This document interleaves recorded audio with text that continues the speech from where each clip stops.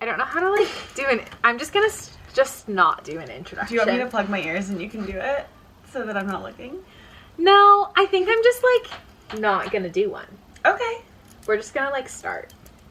Okay. Is that good? That's fine. Do you need to list your credentials so people know that you're legitimate? I should give a disclaimer. Oh yeah, give your disclaimer. So like in the purpose of like what we're doing. Okay, great. I guess we'll just go. I'm Riley. Credential is that I'm Charley's friend. And I love her very much. It's the most important credential. My other credentials are that I'm a registered dietitian. I treat eating disorders in the state of North Carolina. And I just launched my private practice. That's exciting. So you can hire her. If you live in a number of states. These states. I will list them right here. But today, Charley has some questions that she'd like to ask me. Yeah. And I would love to give some informative, entertaining answers to those questions. With the note before we start that everything that I say is intended to be entertaining and educational, not medical advice or prescriptive advice for you. So if you have specific concerns, take it to your doctor or to your medical professional of choice. Or to Riley later. Or to, if that is your choice. If you would like to pay her for advice. Wait, what are we drinking? Oh, no, it's not alcohol. Even though we wanted it to be. It's an Olipop. Our wine was frozen by accident, so we're drinking Olipop. Peaches and Cream Barbie edition. We had to match, of course, with our same but different. This is interesting because I'm going to be asking things, but I'm not going to be doing a lot of the talking, which is so wild. I just get to edit you, which is so cool. Okay, question number 1. Mm-hmm. Relevance of a multivitamin / should I be taking a multivitamin? I'm a little broke right now. I don't want to pay for a multivitamin. Do I need one? So, short answer, no, you don't need one. Great. Long answer, because that's a very incomplete answer. You don't need one right now. Mm-hmm. There are times in life where it does make a lot of sense to take a multivitamin. If you're somebody who has a limited amount of foods that you do eat, a multivitamin is a really smart idea, just to kind of it's like taking out an insurance policy on your nutrition. If you do opt for a multivitamin, look for one that's third-party tested. Otherwise, it's not. I like the gummy ones. That's fine. Follow-up question to this that I didn't think about before. So you've not been briefed on this one. So the brand of vitamins I like, I have to look it up to show you. They have a women's vitamin, a men's vitamin, a teen vitamin, and a kid's vitamin. And the teen vitamin is cheaper than the women's vitamin. Are they actually different? Are they really that different? And I will tell you why. So context. The recommended daily allowances for people changes based on your age. Typically that means above 18 and women of childbearing age, those daily recommended intakes or RDAs, I'm not going to say the right acronym, but either one of those are not the same in the women's versus the children's versus the teen. Because I was thinking, because it was the teen one was $10 cheaper. So I was maybe I'll just buy that one. The best multivitamin is the one that you're going to take consistently and that's formulated for your needs. Yeah. Are those vitamin pack sponsorship things that you see? Care of? Yeah. Are those what's your opinion on those? I think that they're a fun delivery system for vitamins, and the idea that you can take a quiz and get your needs met is wishful thinking a lot of the time. I don't think that they're doing a ton of harm physically to people's health, but I would be concerned about the amount of cost. That, I feel they're expensive. Yeah, whereas you could go to Walmart and Walgreens is what I was looking for, but either, and get one of those nature-made yellow containers that's a multivitamin and be the exact same thing. Interesting. Okay, my next question is, how many servings of fruits and vegetables should I actually be trying to get? And should I be lumping them together, or should they be separate categories? Fruits and vegetables or fruits and vegetables? My background being in eating disorder treatment is I would probably have a different answer to this question, but the right number of fruits and vegetables depends on the person. I group them together. Okay. Fruits and veggies are the exact same. Think about it like this. Taxonomists, people who are I'm going to go study plants, figured out that fruits and vegetables are different. But eons before that, humans and animals have been eating fruits and vegetables with reckless abandon. Yeah. We didn't have a category for them. So that's just roughage of any type, whether that's a fruit, a veggie. So they're different in terms of as like plants, they're different things, but in terms of like our body, it doesn't really matter. Yeah, they all have different nutrients too. Like a peach and a Brussels sprout are not the same thing. The peach has more carbohydrate in it. The Brussels sprout has maybe more fiber, actually. I can't pull it off the top of my head. But in the same way, like a peach and a blueberry are also very different. Yes, exactly. Like just as different as... That's so interesting. So, the answer, do you need 5 a day? That number is like maybe like the average over time, but I tell people to never use fruits and veggies to displace carbohydrates, fats, proteins, starches. You should add something additional to your meals, but not displace anything else. Interesting. I love that. This is kind of like a multivitamin question too. Okay. Are there foods that I should be eating / avoiding for hair, skin, nails, mostly skin related things? And then with that, does biotin actually do anything? The first question, it depends on the person. There is no one food that like causes acne or that causes aging.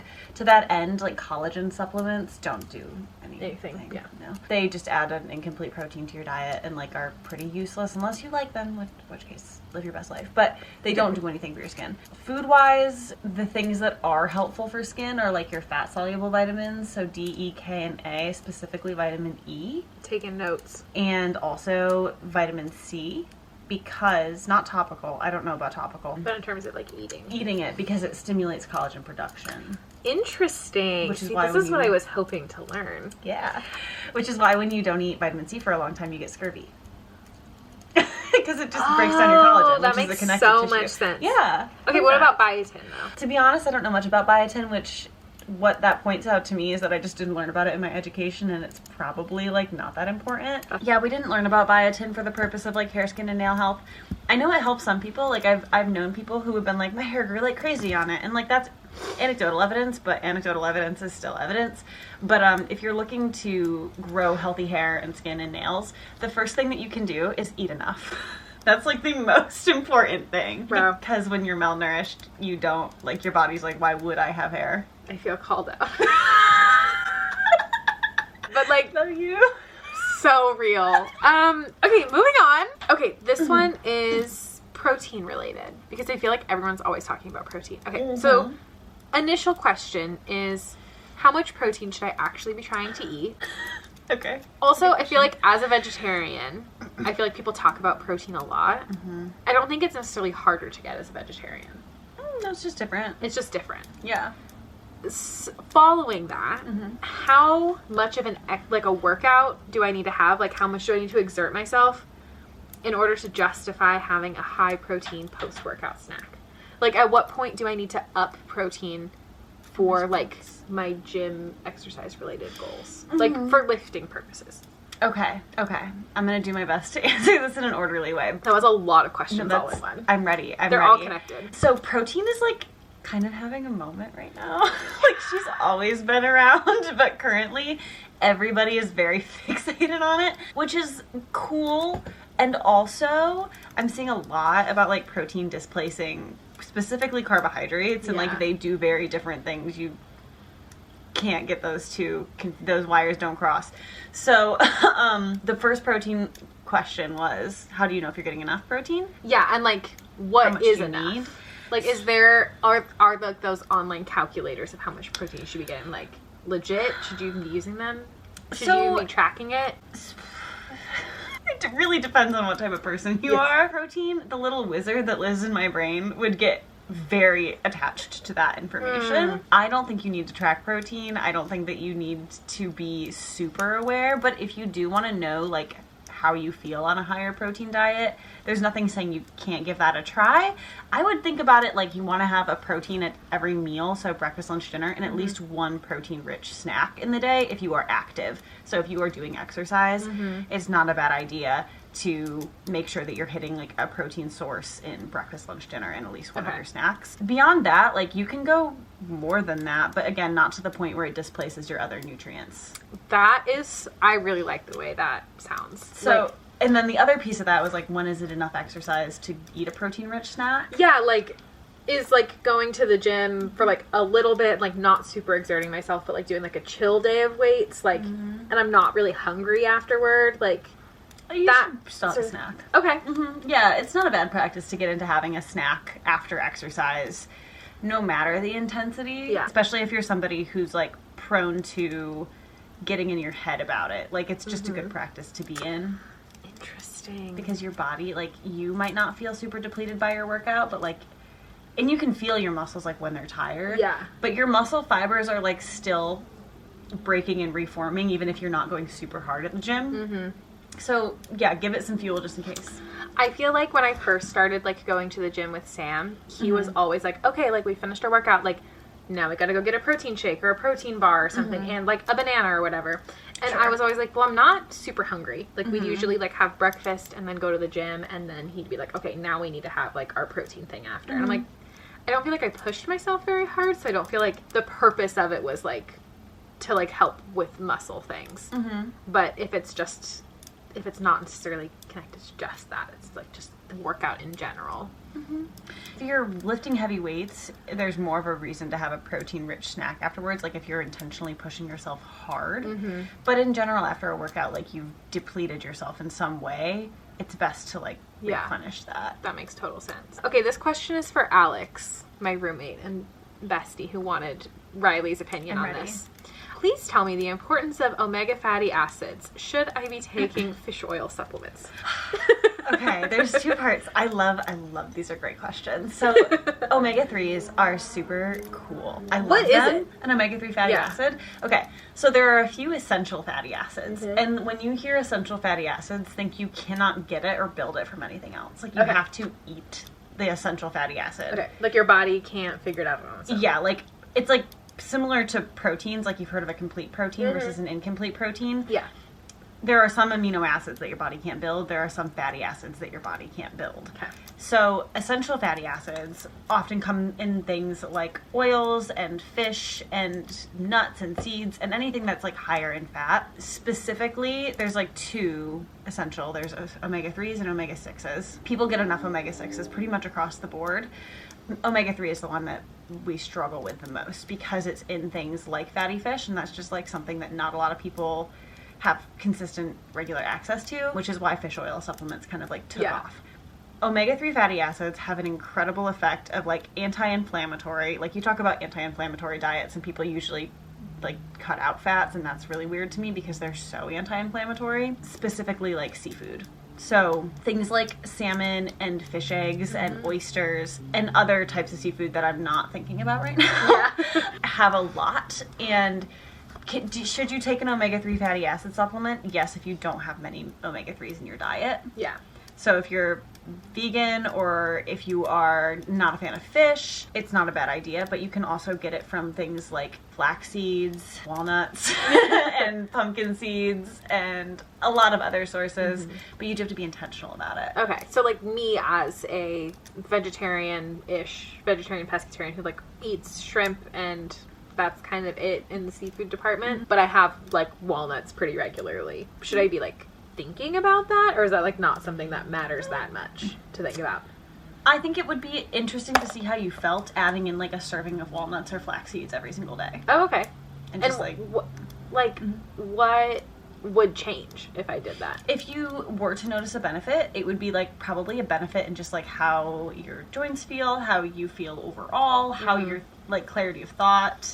So interesting. Yeah, I definitely could use some clarity of thought. Usually, this is where we don't use food as a scapegoat. Also, like if you take omega-3 fatty acids, it's not like your life is going to change as a result. But I want it to change. I know. But what if I just ate some walnuts and then my whole life changed? That would be awesome. Wouldn't that be so cool? It would be so cool. It also would be like setting food up to like be way more important in that specific regard than it really is. And that's a slippery slope for people because then they get frustrated with food overall and they don't want to like continue to learn, and it gets frustrating. Well, that was like the thing you posted the other day about like food is not medicine, medicine is medicine. Yeah. That was really cool because I feel like I think so many people go from like not eating to the food is medicine pipeline. And it's a very not great pipeline to be in, but a very intuitive one. Like I get why people do that. Like I think the food, like it's also part of like the food is fuel thing. Like the food is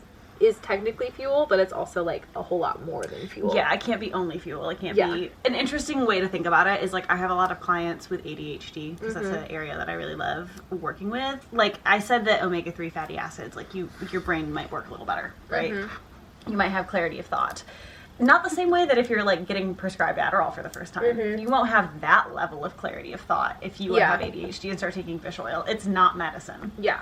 It might just, you know, give your brain a little bit better ease with like forming neural pathways and regenerating and improved sleep quality, like those types of things that you wouldn't necessarily notice. Yeah. I guess that actually is good for my next question, which was like any food / like eating suggestions for neurodivergent people specifically. Like what are kind of like your basic things that you would recommend, like your... Like somebody is neurodivergent in your office. Like, what are your top recommendations? Well, I'm always going to ask if you get hunger and fullness cues. Yeah. Because typically there's always a difference from somebody who's neurotypical. Yeah. Where like either you'll get, I'm never looking at the camera. Well, we're looking at each other, which is good. Like we're just like hanging out. Like way more hunger fullness cues than most people get. Like they're very attuned to like always feeling hungry. They never feel hungry. Or they take their stimulant in the morning on an empty stomach and don't eat until evening.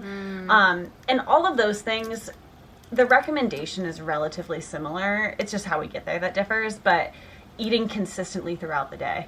Yeah. And even like, and not waiting to feel hungry to eat. Because if you're waiting to feel hungry to eat, you're probably waiting too long. Interesting. And that can be really distressing to people. Because I have had a lot of ADHD folks come into my office and say like, I have a binge eating problem, and we get to the bottom of it and we talk about it, and it's like, no, you're not eating all day, or you're not eating enough all day, and that is why you're like feeling out of control around food at night. Yeah. So the things that I recommend the most often are to eat breakfast with or before your medication, if you take a stimulant, to set timers. Timers usually work once. Timers can get people on a schedule like one time, and then the way that our brains work, we just start to ignore the timers.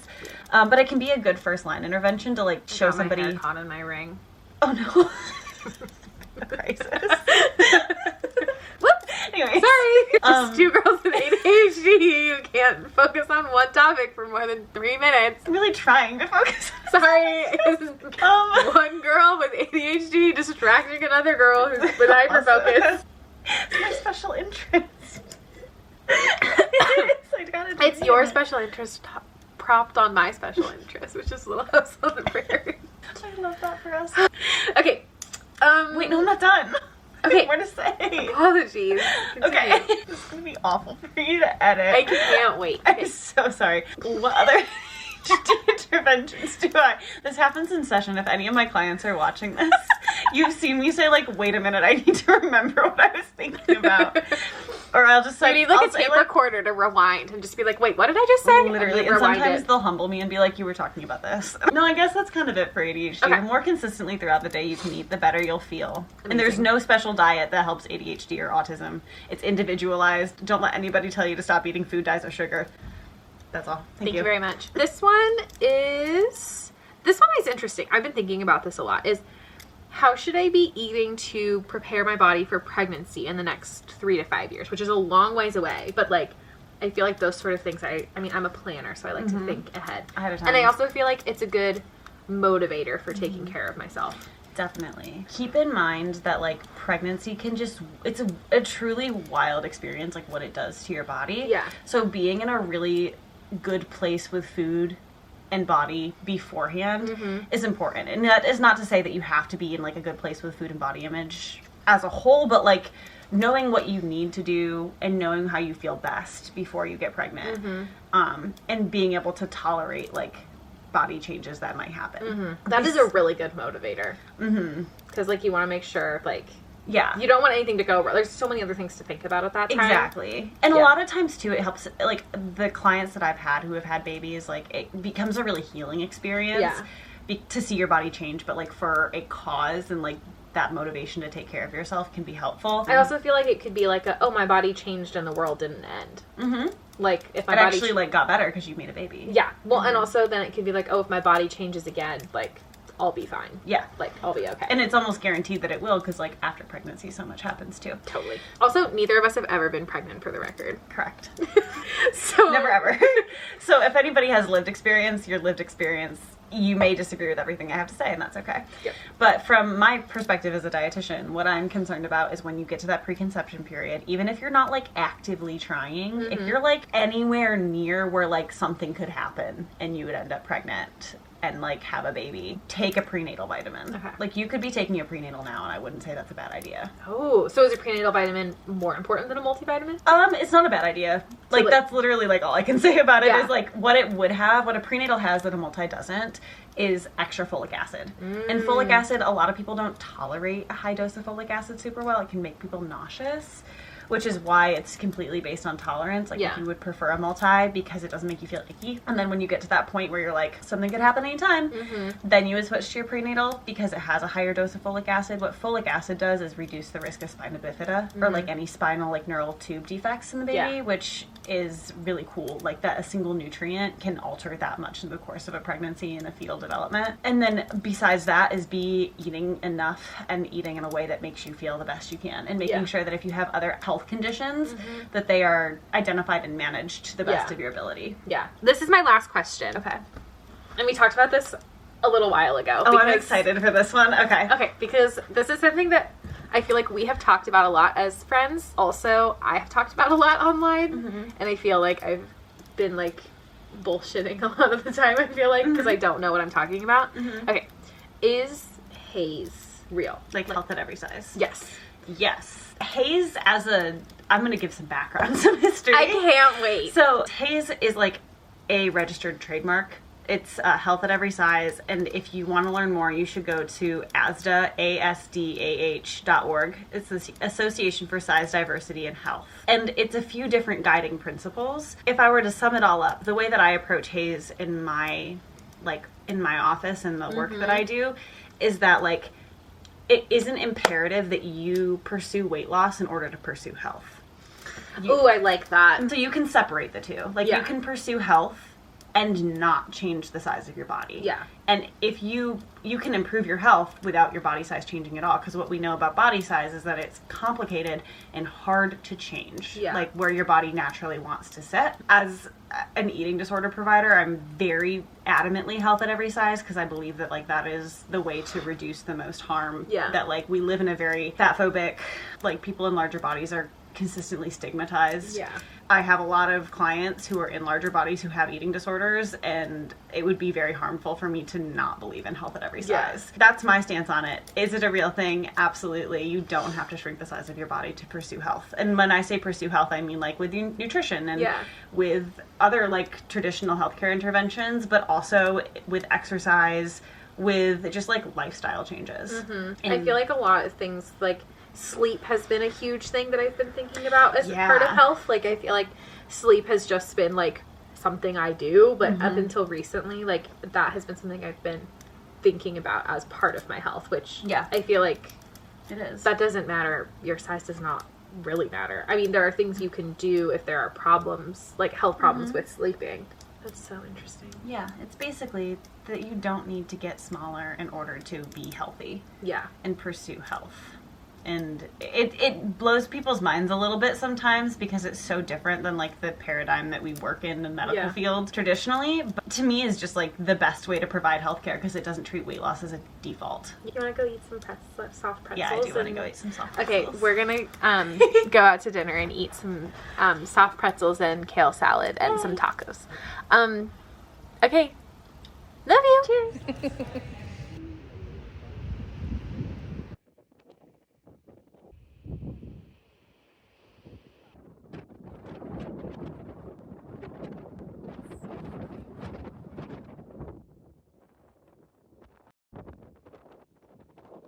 Her cheekies are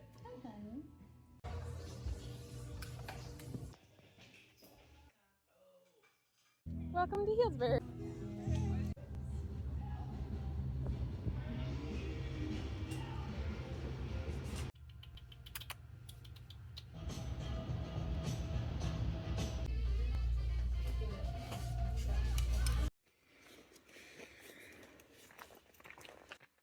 Video first.